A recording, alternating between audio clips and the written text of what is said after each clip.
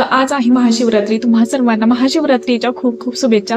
तर बघा, आज संध्याकाळी प्रदोष काळामध्ये आपल्याला एक महाउपाय करायचा आहे, जो की शिववातीचा असणार आहे.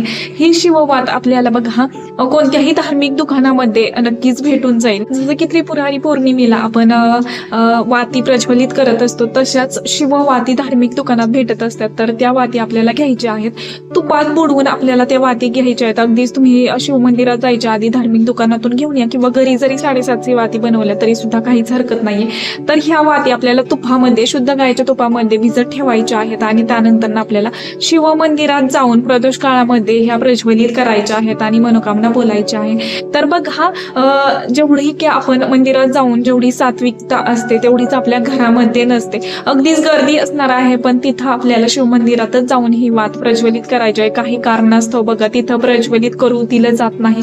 अशा वेळेस तुम्ही प्रदोष काळामध्ये आपल्या घरी सुद्धा प्रज्वलित करू शकता. देवघरातील जो दिवा आहे तर त्यांनीच ही वात प्रज्वलित करायची आहे. तर अवश्य करा.